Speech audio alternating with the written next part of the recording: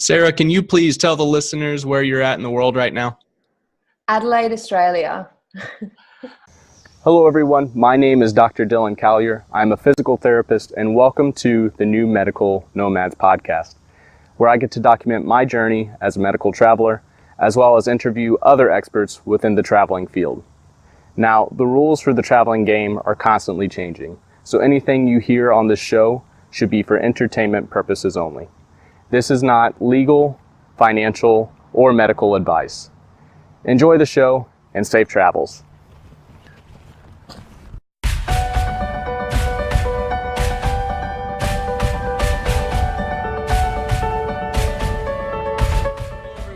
To another episode of the New Medical Nomads podcast. My name is Dylan Collier. I'm your host, and today I am with Miss Sarah Wragge, and we are going to be talking about how the nursing listeners can get jobs over in Australia. So I'm super excited about this. Sarah, thank you so much for coming on. I really appreciate it. And no worries. You just give a little bit of a background about yourself, maybe about the company that you work for and what your position is? Yeah, cool. So I'm basically the founder of Nurse in Australia, and I came into the field when I was in the UK and I was doing medical recruitment over there. I was doing it for nurses who wanted to go to Australia. So we had a hub over in the UK, and we tried to gather everyone up who wanted to come over to Australia, and we just helped them with their visas and their A.H.P.R.A registration and help them get basically jobs in Australia.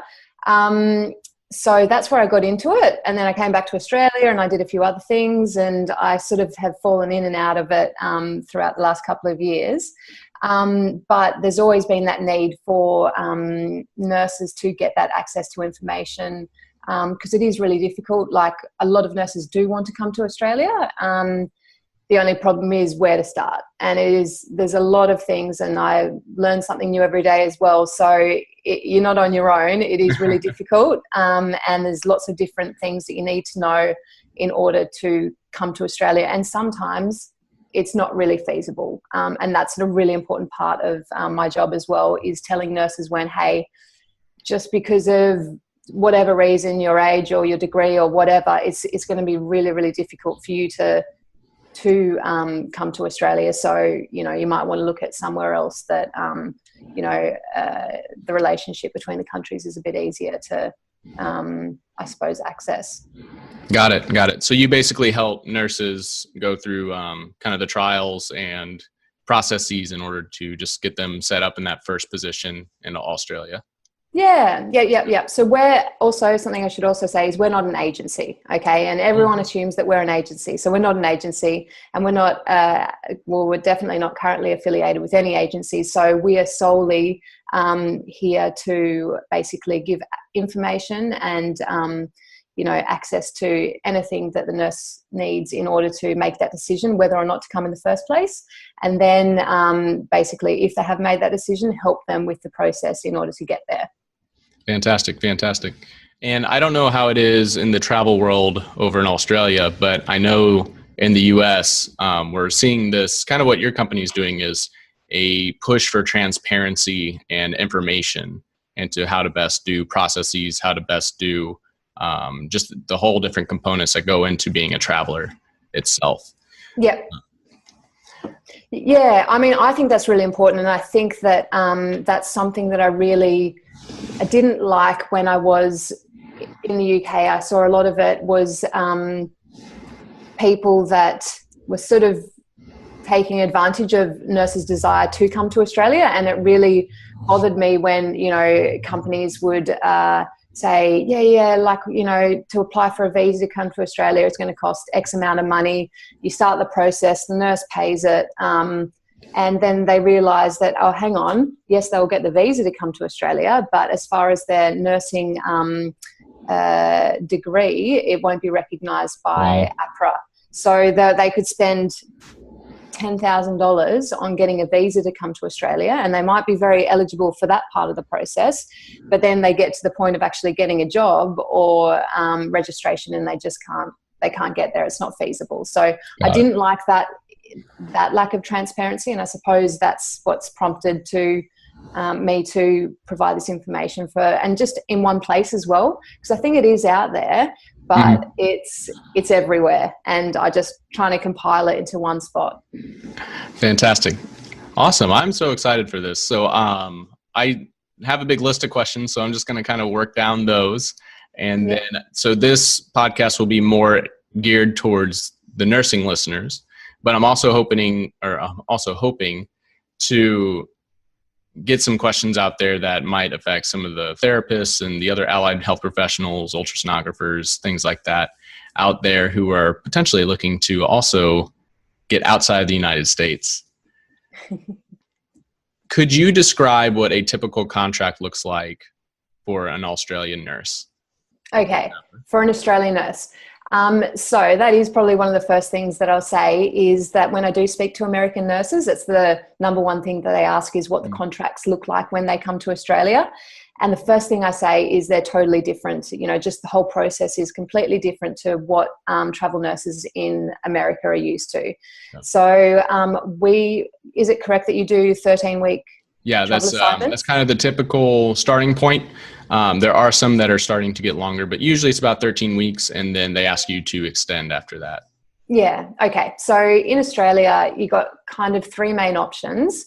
The first one is casual work, and that's day-to-day shifts, and that is the majority of what travel nurses will do in Australia. So they'll sign up with an agency, and that agency will hopefully give them some continuity with the hospital. That's generally what they try to do anyway, because it's better for both the nurse and the hospital. And then, but it is day-to-day work. So they might get bookings of a week or a couple of weeks or a day or whatever with one particular hospital or facility or whatever. Now, that doesn't mean that they can't work as much as they want. They can work sort of 7 days a week within certain guidelines, but it is day-to-day work. So that's how it's provided, I suppose, to the nurse. And then you've got the option of getting contract positions as well. However, in Australia, they're generally for nurses who want to go to rural and remote locations. Okay. So like America, like obviously Australia is very big as well, and not all the work is in the cities. So in order to get nurses to those locations, they will say, oh, hey, you know, we can help out with some housing and some travel costs, and can you come here for X amount of weeks? And these contracts vary as well. So it's not 13 weeks. It could be 6 weeks, or it could be 8 weeks or 12 or whatever. Okay. It comes on a case-by-case basis. And then you've obviously got permanent nursing as well. Got it. Can we go a little bit more into that, the day-by-day? Yeah. So how is the contract set up for that? Is there any like guaranteed minimum number of days? Because one of the things that I would be worried about as a traveler is going to, and this is within the United States, this is going across, going to a new country, is getting somewhere and then having the contract only for about 2 weeks, spending all that cash to get to the place. Yeah. And they kind of back out. Yeah. And now I'm, spent all the money to get there, did 2 weeks, and it's not enough financially to make it work. Oh, definitely. Can you go into that a little bit? Yeah, most certainly. So there is... Basically, this is why it's important to speak to someone in the know before you go, because I've actually been chatting to a guy who's like, oh yeah, I'm going with such and such a company, I'm getting my A.H.P.R.A registration, I've got my visa sorted, blah, blah, blah. And anyway, he's basically almost ready to come to Australia, but he hasn't yet finished his nursing qualification, and he was planning on leaving straight after that. Now, yes, you are legally allowed to work in Australia, and you might very well have your A.H.P.R.A registration, but an agency won't take you on until they know that you can hit the ground running and basically work without assistance. Okay, so now going back to the question is the day-to-day stuff. So if you are a qualified nurse, obviously, and you've got the right registration, which you will need to have anyway, and you're a specialization in need, you will get work in Australia. There is no problem with that whatsoever. One thing that we do is provide a sort of a central location to upload all your documentation and all your details, because what is a headache is when you go through all the throes of signing up with one agency, and there's a lot of paperwork, as everyone knows, and then you're like, oh, well, all the work for this agency is out, you know, in the middle of nowhere, and I'm not really enjoying that. I want to be in the city, or I want to be on the North Shore, or whatever.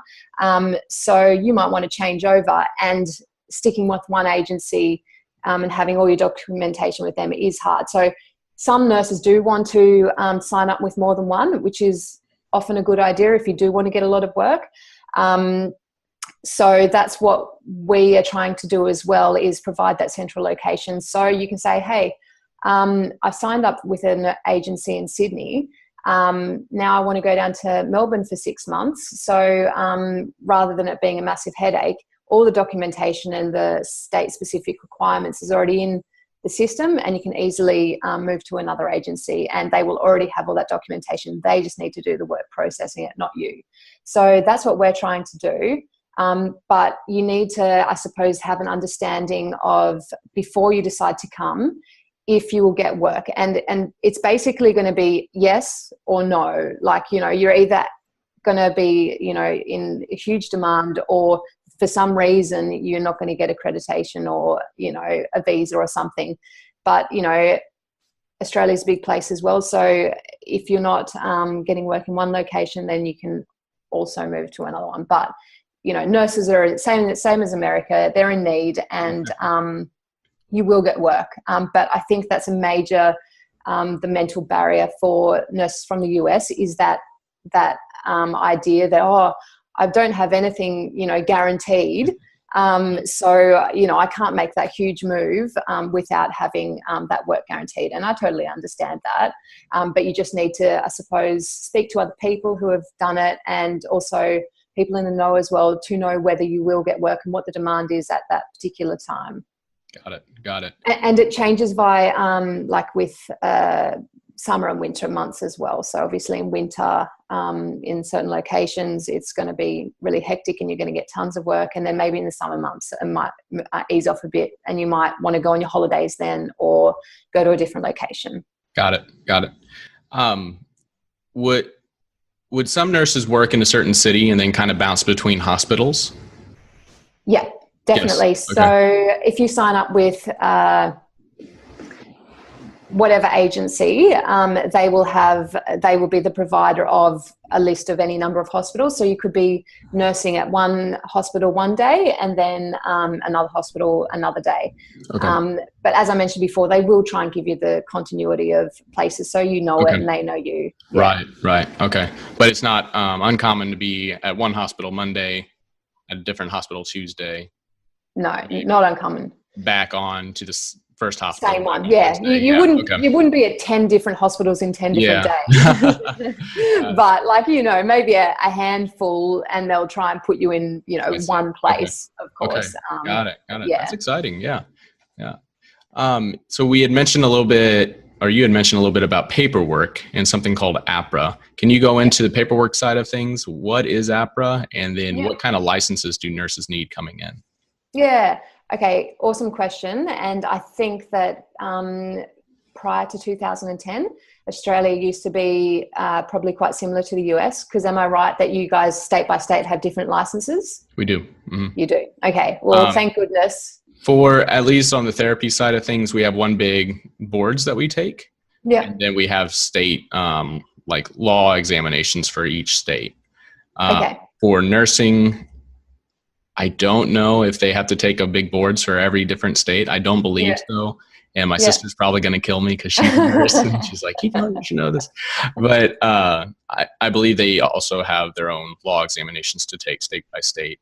But they also have a compact licensure bill where some states, if you're good in one state, you're also good in another. Okay, yeah. Agreement, sort of mutual recognition kind Yes. of thing. Yeah, cool. So that is very much what Australia used to be like. And then after 2010, they sort of formed this regulation agency. It's called A.H.P.R.A. So it's Australian Health Practitioner Regulation Agency. And it governs all health practitioners pretty much. 15 different boards, and nursing and midwifery is one of those. So as far as an overarching license, that is what they need to get. So that is the nursing license they need to get, and that's through A.H.P.R.A. Now, if you have any listeners who are over 30 and might look at potentially taking the skilled migration route, so this is not to do with nursing registration. This is more to do with visa things. You have something called ANMAC, and they assess your skills. So they're different, and people get them confused all the time. So it's for that particular visa that they need to assess your skills to see that you're a suitable migrant to come to Australia. So they're two different things. But A.H.P.R.A. is the overarching regulation authority, you know, the certificate that basically you need in order to nurse in Australia. Now that's the registration, I suppose. In addition to that, depending on which state in Australia you want to work in, there are other stipulations that they require you to go through, and these might be different vaccinations in order to work in certain hospitals. There might be a working with children's check. It might be a national sort of police certificate, just little things like that, it's nothing to do with your nursing registration. It's just more to do with the state's requirements in order to nurse in that sort of health facility. Okay. Yeah, so we've got information on that, and that's sort of things that we can guide you with. But the most important thing is the A.H.P.R.A. registration. Okay. Next question. So if I am a nurse coming in and I'm starting all this paperwork in order to get my dream job in Australia, how long does it usually take from start to finish between me starting that paperwork and then me over in Australia working on that first day? Yeah. Okay. So another really good question. And I suppose you've got two different things that you need to do, and you need to make sure that you're eligible for both of these before you start one of them. Otherwise, you're going to apply for one and then not going to be able to get the other, and that's not going to be very helpful. So first one is your visa. You need to have work rights in Australia. The next one is A.H.P.R.A, so your nursing registration. Now, A.H.P.R.A generally will take the same amount of time. You know, it doesn't matter who you are or what visa you're applying for. So that's a certain amount of time. And it depends. You need to get so many different forms of, like the form itself will ask you for a letter from your school to say that you are taught and assessed in English and all these other bits and pieces. So I suppose it depends how long it takes you to gather all that documentation.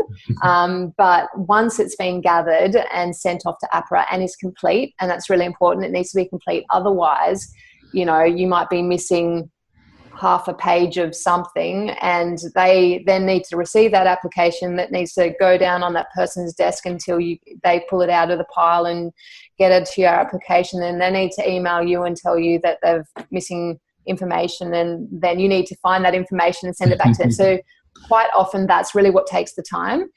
Is when someone has forgotten something and not sent in a complete application, and then it could throw the timeline out by 6 months. You know, that might be an exaggeration, but it's really important to send through a complete application with everything attached. So then that usually takes around I don't know, for A.H.P.R.A to process, let's say 3 months. You could get it in a month. You could get it in 3. It depends on how busy they are. And then more than that if they need to get back to you. As far as a visa, I should also say that I'm no way affiliated with A.H.P.R.A and I'm not a migration agent as well. I think that's really important. It's just general advice. So with a visa, Americans have the option to come over as a working holiday visa if they're 30 or under. So if they've not yet turned 31, so that's really important. And that is, if you are not yet 31, that is the best visa you can come on, because it's quick to get, and it's cheap. So it's a couple of $100. Okay. I'm not exactly sure how much, and you can send away for it and be granted it in, pretty short amount of time, and be on the plane in a month or so, that kind of thing. If you're over 30, so if you're 31 or over, unfortunately, at the moment, you don't have a chance to get that working holiday visa. They are looking to extend the age range to 35, but that's definitely not in process at the moment. No. And your options then are basically a skilled migration visa. And that is a really, really lengthy way to go about coming to Australia. It's really good because you get, it's a really great visa that allows you to stay in Australia if you get it, but it's expensive and takes a long time to get. Okay. So if you're permanently migrating, definitely the way to go. But otherwise, is this making sense? Or No, absolutely. Yeah. I'm following. Okay. Yeah. So, okay, if you're under 30 or under and you're applying for A.H.P.R.A, you could probably do it you'd want to start the process. Give yourself 3 months, let's say. Okay. If you want to permanently migrate, give yourself a year. Okay. Okay. And then if I were to apply, I'm missing some information, something gets lost, it might take up to 6 months. Oh, it just depends. Okay. It really does. It depends on A.H.P.R.A or the visa, the people processing those papers. Okay. Yeah, it really does depend. But I have heard it take that amount of time. Okay. Like, I'm only going off what people have told me, Uh-huh. and what's happened with them. So I've had people that have received their A.H.P.R.A registration in a couple of weeks. Fantastic. Wow. And if you send away a complete application, it's really good. Yeah. But then there's the other end of the spectrum as well. And there's so many variables. I actually don't know the ins and outs of it. Right. Okay. No, that's really quick. I mean, it took me moving from Missouri in the States to California. Took me like 4 months to get all my stuff back. License. Oh, really? Yeah. Yeah. So just the state to state here takes a little bit. Oh, You guys are beating us. Well, are they looking in America? Are they looking towards sort of making a nationally recognized license? It is a nationally, at least for the PT side of things, so physical therapy side of things, it is a nationally recognized license, but each state has its own rules on what we can and can't do as a doctor of physical therapy. So they're just starting now to get a license out there, or a law out there, to where if I have one in Missouri, I can work in Colorado or other states like that. Yeah. Can you talk a little bit about how Australia is set up? And I don't know if this follows underneath like geography or government systems, but either way, I'm not very educated. That's all right. I don't know much about American states, so it's okay. Do you guys need separate licenses for different areas of Australia? Yeah. Are there different states? Yeah, there are different states. So Australia is comprised of 6 different states and 2 territories. And no, so now A.H.P.R.A is the overarching authority for, so A.H.P.R.A governs the nursing and midwifery board. So A.H.P.R.A governs 15 different boards, and the nursing and midwifery board is one of those. So no, once you've got A.H.P.R.A registration, you're pretty much ready to nurse in any state or territory of Australia. But as I did mention, each state does have its little bits and pieces that you do need to fill out in addition to that registration. Got it. And then if I was a U.S. nurse coming in, I wouldn't have to take another exam or anything like that, would I? No, you don't have to take another exam, but you have led me on to the something that I would like to mention is that A.H.P.R.A does it has certain requirements, and you need to go onto the A.H.P.R.A website to see what it is that you need to meet in order to be eligible for registration. And one of those is having a degree that's equal to or higher than a bachelor's degree.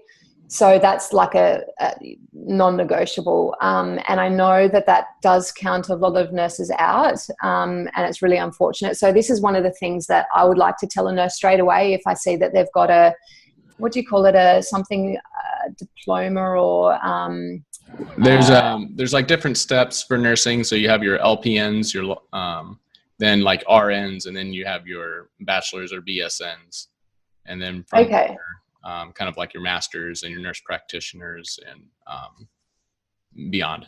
Yeah. So if you did a degree that was lower than a bachelor's degree, like a diploma, I knew that another American nurse told me what the term was, and I looked it up, and it was actually on the scale lower than a bachelor's degree.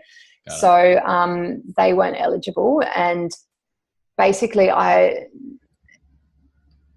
it's really unfortunate for them, but then I like telling a nurse that early as well, so they haven't spent so much time and money as well applying for different bits and pieces, only to realize that the degree, which is pretty much the crux of everything they're doing, isn't recognized in Australia. So you need to have a bachelor's degree or higher in order to apply for registration. Got it.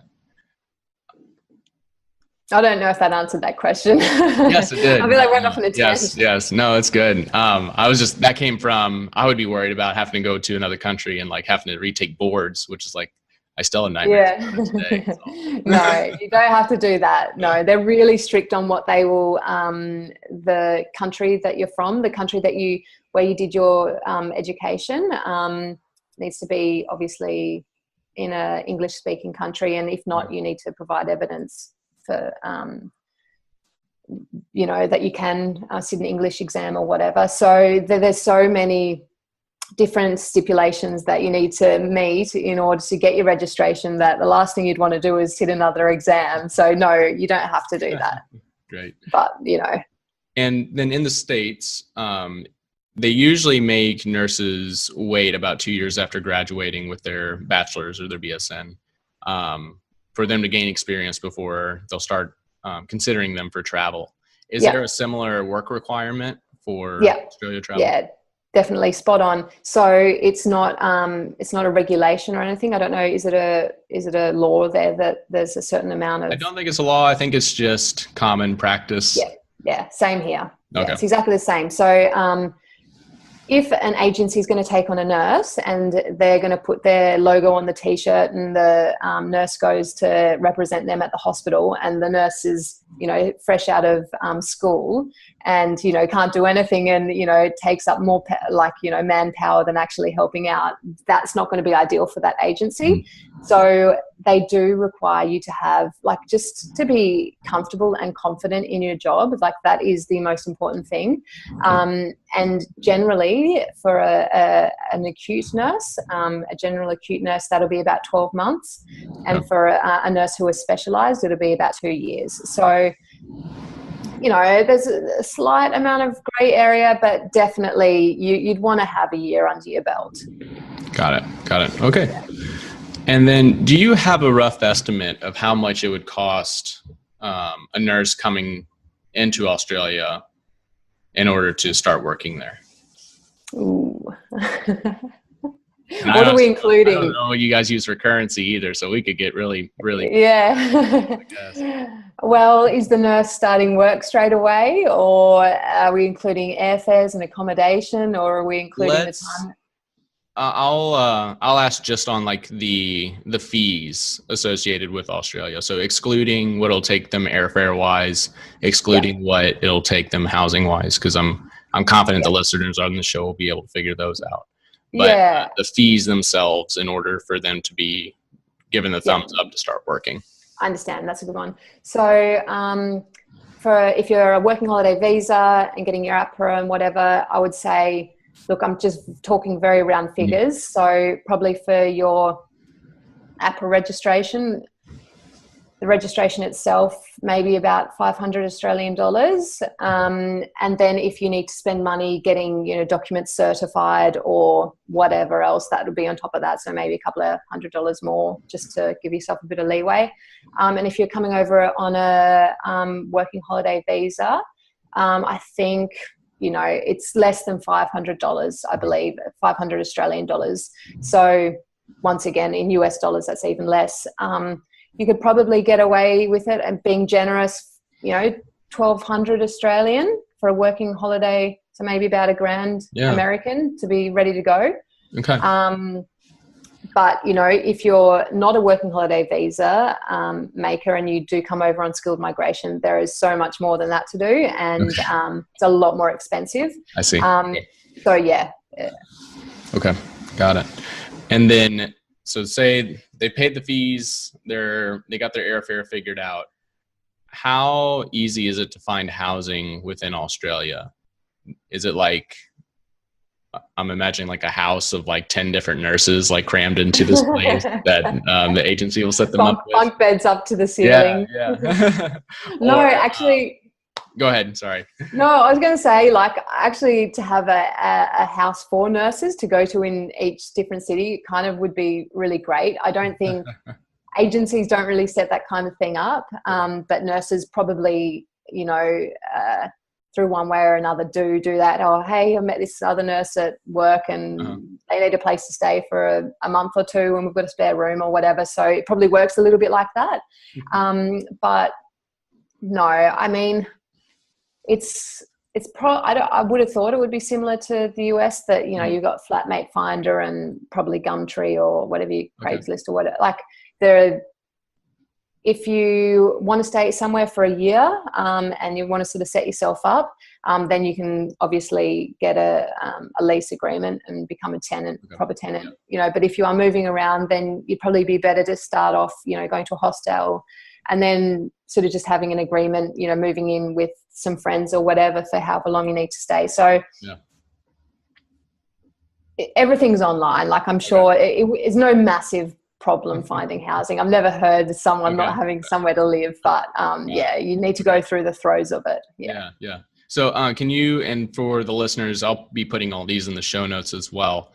So the A.H.P.R.A website I'll find and plug down there if you're having trouble finding it. And then what were the two apps that you mentioned? It was like Flatmate and Gumtree. Is that right? A lot of people post rooms on Gumtree, Flatmate Finder. There's another one, not Flatmate Finder, it's something similar to that. And then if you want to actually be a tenant in a house and have a proper agreement, then realestate.com.au. So you can find places to rent there. And if you are planning to be in Australia or in one location for longer than a couple of months or something like that, that might be the way to go. And then you might be able to find other friends and nurses to come and share the space with. Got it. All right.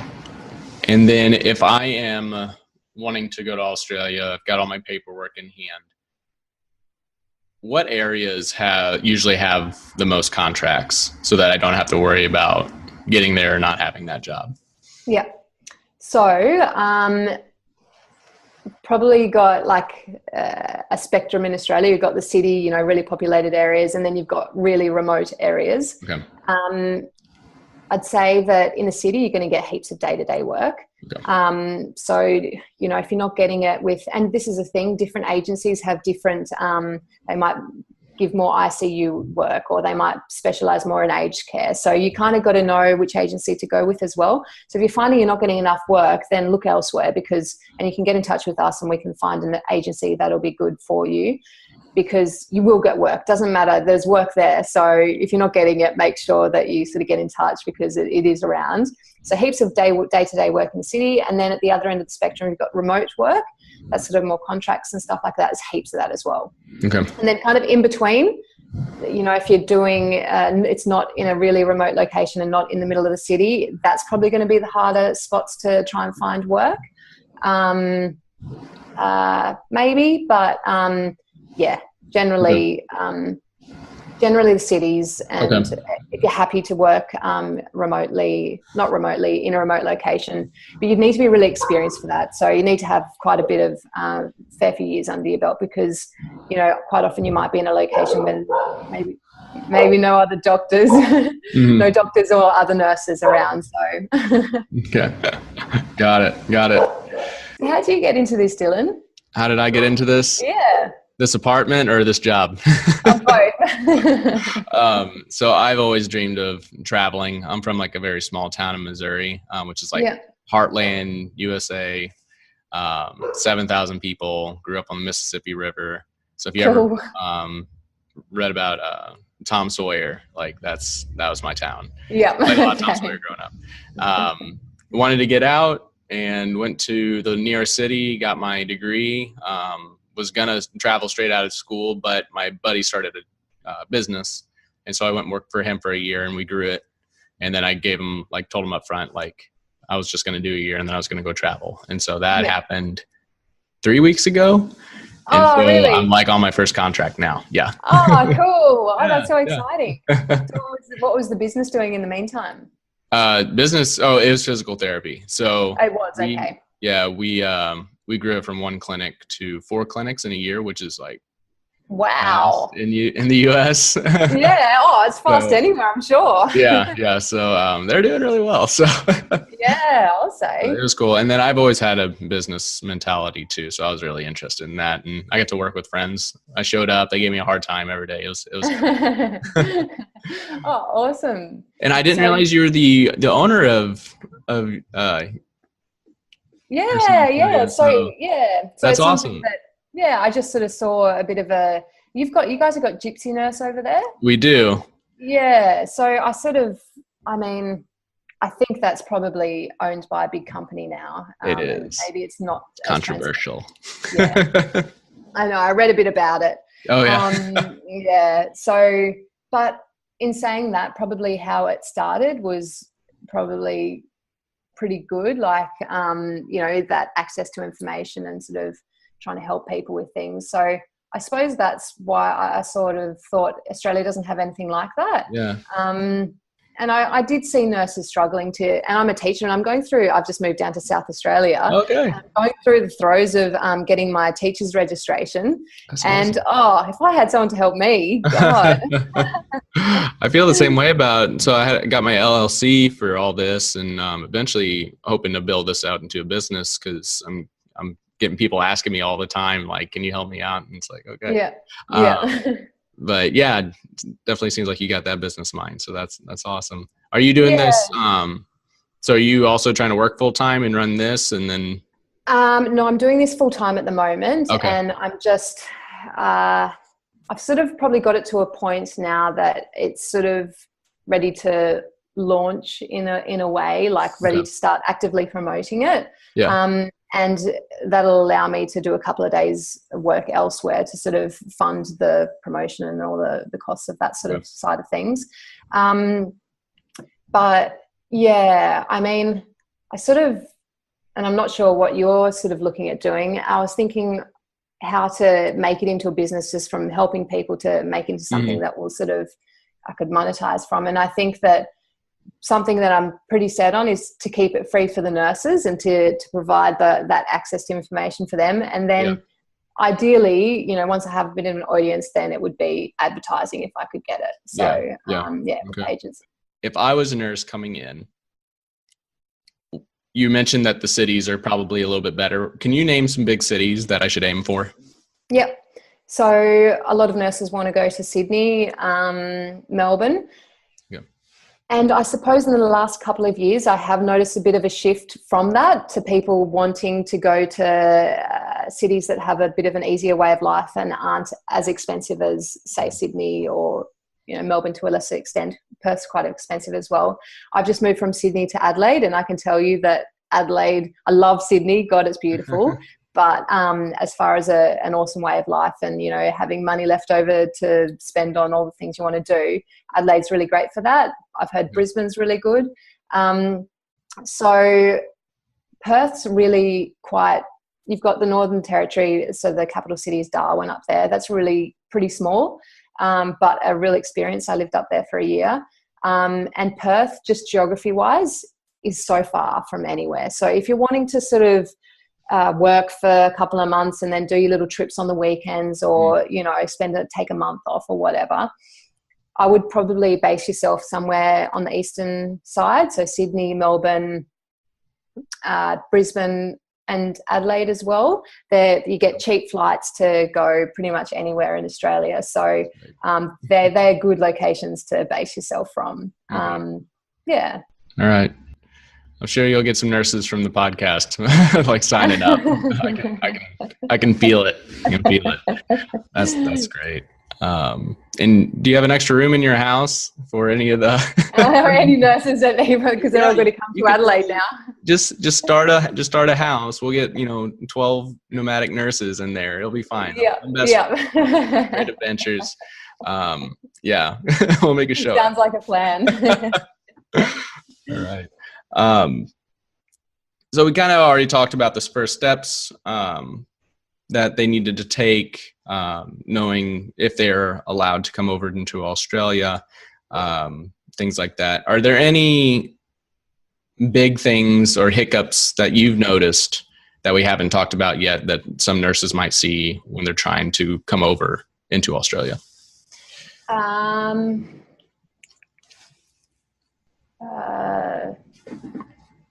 Big hiccups, sort of. There's just about like access issues kind of thing. Anything that might either delay the process or stop them from coming over? The biggest one, and we've already touched on it, would have to be probably your age. Like, you've got a sweet spot, and it's between the time that you've pretty much got some experience after you finish nursing school, and then also between then and when you're 30. Okay, that's when you want to come over to Australia, because when you turn 31, the process just gets that much harder. And I would really urge nurses who, they might be listening now and they might say, oh yeah, I am interested in doing that, but a couple of years down the track, I can think about that then and look into that then. Even if you are thinking about it, like into the future, I would look at it now and even just get in touch with us, shoot us an email, because you might be 28 and you reckon, oh, in a couple of years' time, I think I'll give it a shot. And you get in touch with us, on your 2 days after your 31st birthday, and we're like, oh, that just cost you 10 grand. Yeah, so the visa side of things is really important. And I have spoken to a couple of nurses who, they might be only 30, but they're not going to get everything ready in time to get to Australia before they turn 31. And yeah, the age is a real one. And if you're going to come over on a skilled migration visa, so that's not the easy working holiday visa one, that's the next step, which is you have a lot more opportunity in Australia to stay here and whatnot, but it is a lot more time consuming and expensive to get, but it's a really great visa. It's just, what are we talking about now? How long it takes to get? What's the start of the question again? Anything that would delay the barrier. Yeah.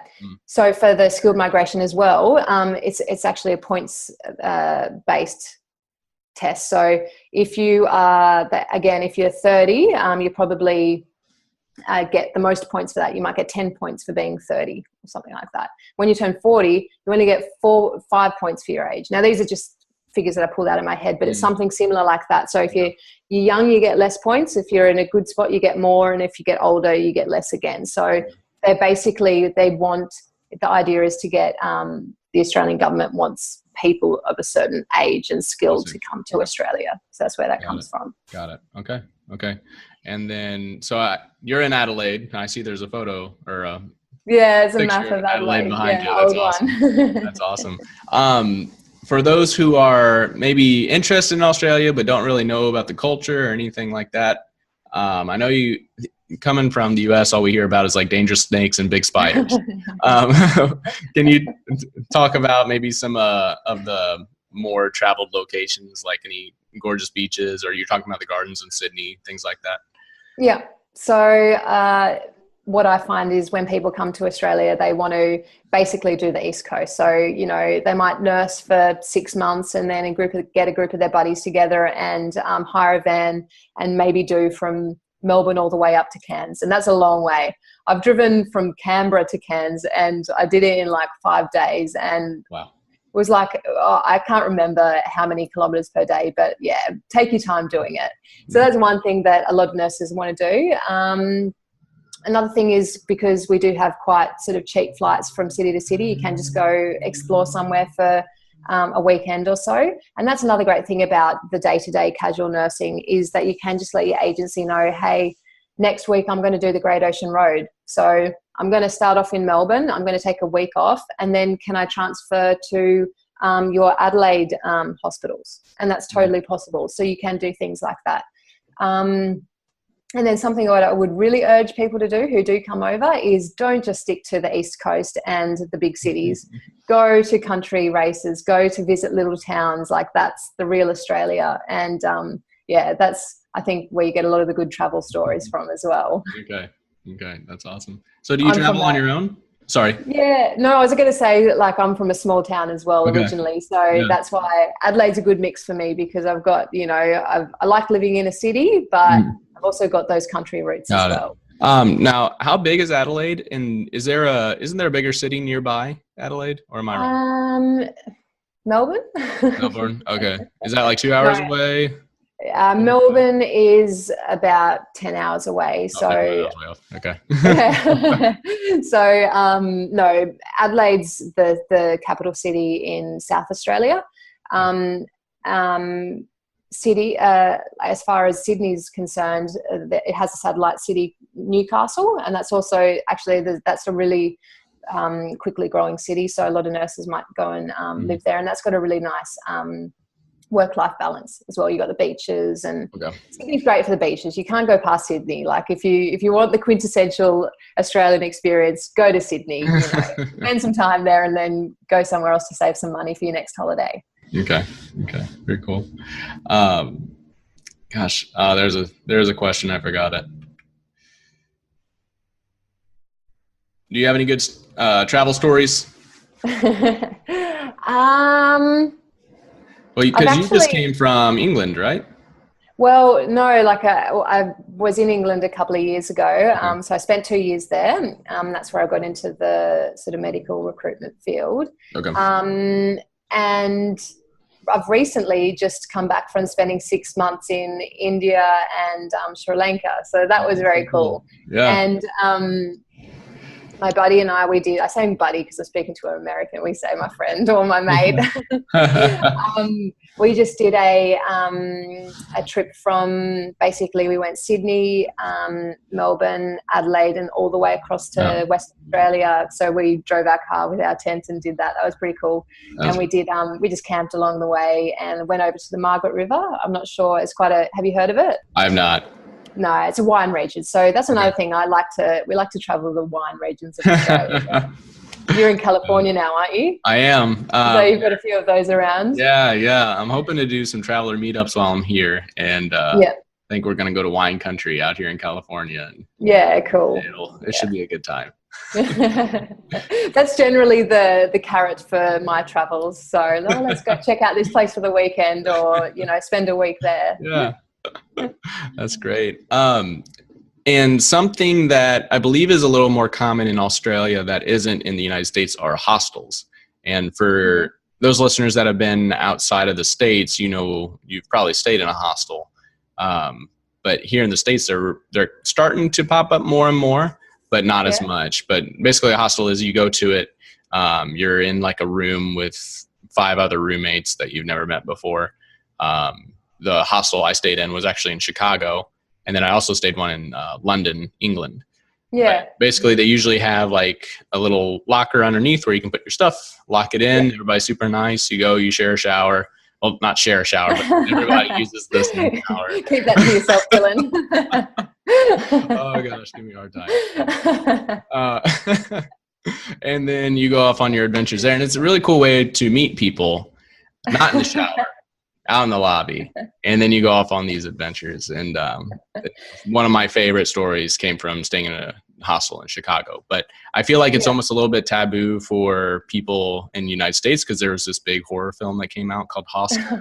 But is it pretty much common all over the place in Australia? Yeah. Do you know what? I never knew that. So I did a bit of the US, and I did, the East Coast and the West Coast, basically. Okay. And I suppose I did it with friends. So it worked out cheaper to stay in a room.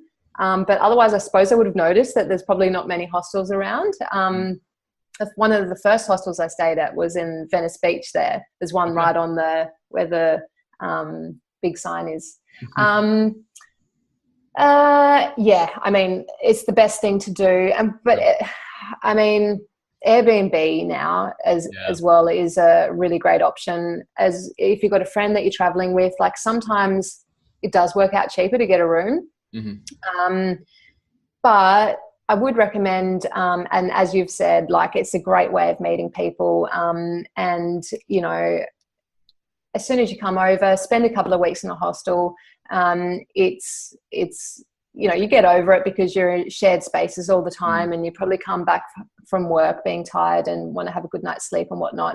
But it's a good place to base yourself whilst you're finding somewhere else to live, meet some people.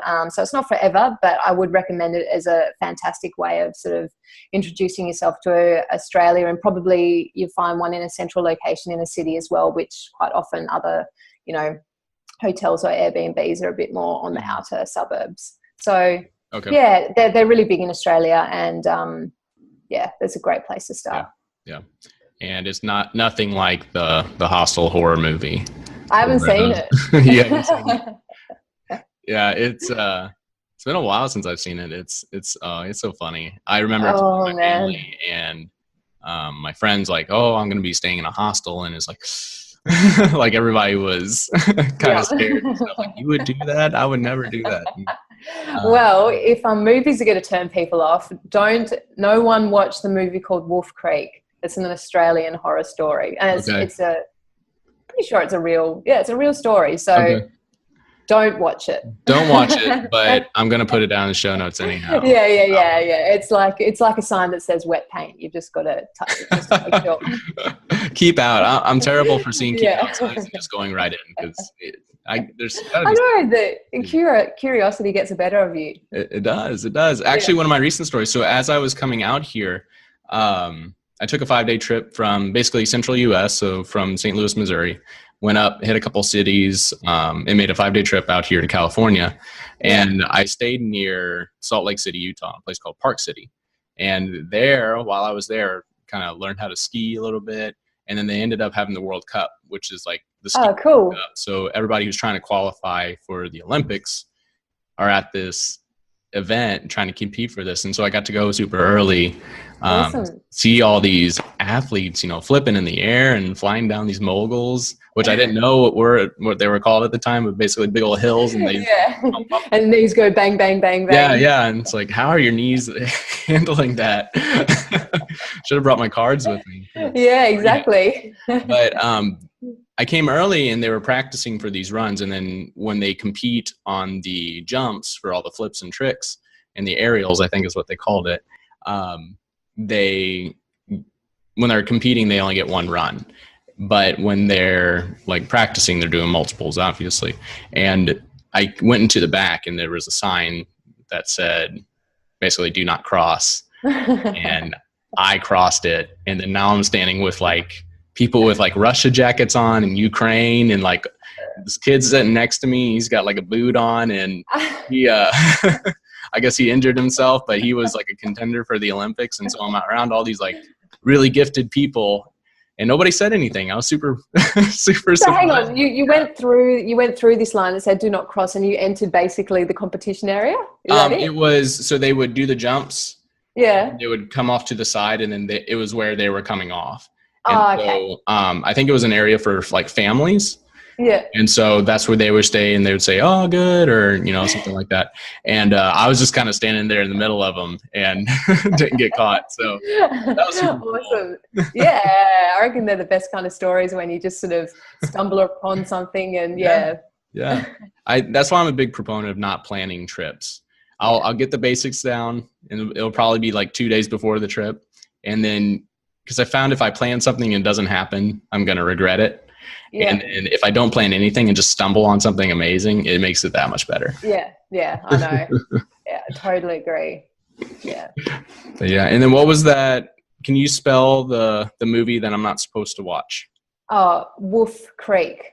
Wolf Creek. No, Creek. Craig, Okay, like Creek. K-R-I. You don't have creeks over there. You call them like streams or something. Oh, like Wolf Creek. Got it. Yeah, Wolf Creek. Okay. Yeah. Oh gosh. Do you have Okay. creeks? Yeah, You we call call them creeks? Okay. Depends on Yeah. it depends on how southern you are. Yeah, no, Streams, Wolf, rivers, yeah. Wolf Creek. Yeah, I actually haven't seen it. I've just heard it's really scary. Okay. I'm a bit of a wuss, so that's why I haven't seen Hostel or. And just for your listeners as well, in Australia we call them hostels. It's really Hostels. weird. Okay. Yeah, we're the only people in the world who call them hostels rather than hostels. It doesn't make any sense. So, yeah. Well, yeah, this is the first international podcast I've gotten to do because you are. It was like 18 hours ahead, 17 hours ahead. So it's Thursday here, like 6 o'clock, and then it's noon Friday where you're at. This is cool. I'm glad I was able to do that math and figure it out. I know we did work it out really well. I know, and then but just in case, the email at 12:03 yesterday. This is the time that we will be chatting. I was so worried. And then, I actually looked at. I thought you were going to write the time. Like, this is the time? And I was looking. Well, he hasn't even written any time. And I was like, oh yeah, 12:03. Yeah, perfect. Good. And then I used to have a professor who she grew up in South Africa, went to school in England, and then came over to the States and worked in Southern US for a little bit. And then she came and taught where my school was, or my university. And she always said idea. And I always thought that was just a weird thing that she did. And then I realized, no, it's like an Australian/English thing. That she picked it up. What do we say? Idea. Like idea? Like an idea? Oh, an idea. Yeah. Do I say idea? I've got an idea. I've got an idea. Yeah. Do I say it like her? Earlier you did, idea. Did I? Yeah. Yeah. I know. And then when you mention it, then I'm like, no, I say idea. I know. I remember when I think I was just leaving. I think it was in California. I can't remember where it was, but I was ordering a bagel somewhere in the US. And I said, oh, can I have some butter on that, please? We are talking about bagels. And the girl was like, what? And I say, oh, some butter, just as well as the jam. Can I have some butter as well? What? And we just went back and forth for what seemed 5 minutes. And then finally she was like, oh, butter. And I'm like, well, okay, we won't debate the fact that it's spelt with T. Where was that at? I don't know. I think it was in an airport somewhere. Yeah, but I was like, okay, even if I said to someone in Australia, can I have some butter? And I was talking about a bagel, you kind of think you would put two and two together. Anyway, that's one of the things. Oh my God, that's so funny. Yeah. I love those little idiosyncrasies between countries, though. It makes conversation. Well, shoot, even in and I'm sure this is the same for Australia, but even in the States, it's different. And so, where I'm from, we really enunciate the R's. And then sometimes we add random R's to words that don't have R's in them. So instead of wash, it's warsh. I think that's just a Missouri thing, which if you're from Missouri, you say Missouri. Really? And then if you're not from Missouri or you're from St. Louis or Kansas City, you say Missouri. Oh, that's so weird. Yeah. So is it like that? Is there different accents throughout Australia? There are definitely different accents. I would say, rather than location-wise, it probably the accents change more from when you work your way out of a city. So all the cities kind of sound the same, and then you work your way out into the country areas, and then you start getting a bit. I won't do the accent; people might get offended. But I'm from a country area, but yeah. So it sort of works its way out like that. It's either country or city sort of accent, I suppose. Okay, got it. Yeah. All right. Is there anything that we haven't talked about that you would want to tell the listeners? Because I'm sure I could get you to talk and they would love to hear your accent all day. But no, I think we covered everything really well. Good deal. Yeah, Good deal. And good compilation of questions as well. You just put into 10 questions or whatever into pretty much what I get asked all the time. So. Yeah, feel free to take those and make a frequently asked question I or something. might do that if you don't mind. Yeah, no, it's fine. Go right ahead. One last question. So again, I'm coming in, I'm a nurse, and I'm wanting to work with you and your company. Do I stick with you throughout the entire process of me getting that contract, or do you set me up with an agency, or what all would you help me out with? Yeah. Okay. So what we're here for is to help nurses from the first thought that they might want to nurse in Australia to basically when they're back home again. Okay. So the idea is that they get in touch with us and we let them know, yes, you've got all the right qualifications and, you're ready to go. So you're eligible. So you take the process and the steps in order to nurse in Australia, and we can help you through that. Okay. We can guide you.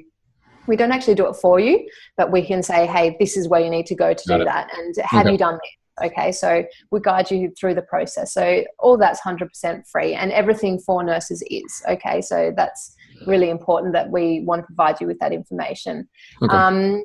And then also later down the track, we're just about to, and by the time this is published, it might be already on our website, is that we're doing basically a list of agencies in Australia, all different states and whatever. So, and we've included a review option there. So when I'm traveling, what I like to do is, whether it be accommodation or where I'm going to eat, I'll check out the reviews. Okay. So that's something that we think is really important as well, is nurses' reviews of different agencies, and then nurses coming in can have a look at those to see what they think about those agencies and whether they want to go with them or not. So they can look at that and they can make that decision, or if they want help, we can help guide them as well. We say, oh, hey, this agency is really good if you're an ICU nurse and you're wanting to nurse in Sydney, or if you're an aged care nurse and you're wanting to nurse in Adelaide, we can help guide you with that as well. And then the other really important thing, which we're really trying to focus on, is having that central location for your information and documentation. Because the reason that's important is because the steps you have to take in order to fill out the documentation on our site will prompt you. It'll say, okay, you're wanting to nurse in Sydney. Have you got a New South Wales working with children's check? So doing that process, that everything's filled out, that you're ready to go, and you're ready to go in New South Wales. And then you say, hang on, I am thinking of nursing in Victoria as well, because I would like to go down to Melbourne. So you click Victoria and it says, oh, you actually need a national police clearance for that and extra vaccinations or whatever. So having that central location really helps if you want to get sick of an agency, for whatever reason you want to swap, or if you go to a different location and that agency is no longer there anymore and you need to transfer to another one, having it in one location makes it easier. So that's what we're really trying to work towards. Okay, fantastic. Yeah. Fantastic.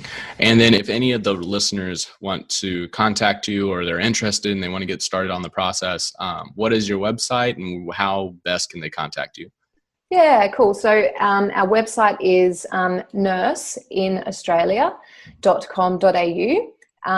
And you can access our website there, and our email address, you can get in touch with me. I'm Sarah, and it's sarah@nurseInaustralia.com.au. And it's nurse in, not nursing. And what else? We've got an Instagram as well. I've been getting in touch with a lot of nurses via Instagram, and I actually met you on Instagram, Dylan. Yeah. If you are listening, check out her Instagram, because there is a lot of awesome photos on there. I was going through, and Australia is definitely on my list to go visit. Yeah, so that's what we've been doing on our Instagram, is just basically compiling all the awesome locations that nurses who are in Australia have been to, and they just put the hashtag Nurse in Australia, and we repost them, and hopefully get everyone else who's not doing that to get the travel bug and come over and do the same. So check out our Instagram and connect with us on that. And also, I don't really know how to give the link to it, but we've got a private Facebook group, which is we've got a page, but we've got a private Facebook group, which is also good for asking those questions and then seeing what other people are asking as well, because you thought, oh, I wouldn't have even thought about that unless I saw that question.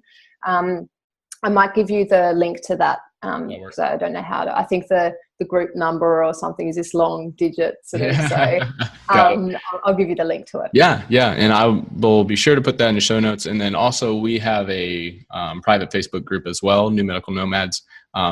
Listeners, if you're on the show, Sarah, I can add you on that if you want people cool. reaching out to there, especially members who are already on there. And then if you are listening to the show and you want updates, when I do the official launches, those are on the Facebook page, the New Medical Nomads Podcast. And then if you want the early access to the episodes, you can join us on iTunes. You can join us on YouTube, Stitcher, maybe some other platforms soon to come. And then whatever you're listening to, if you can like, comment, share, show us some love, know somebody who's interested in going to Australia, tag them below, because that will greatly allow us to reach the people that we're trying to help. But Sarah, thank you so much. I am so excited to have done this and me too. International stuff, and it's cool, and I'm just a bundle of excitement. Yeah, me too, because travel nursing in America is such a thing, and I'm like, come over to Australia and do it. Absolutely. Well, for all you listeners out there, you guys have safe travels, and Sarah, we will talk to you shortly. Thank you.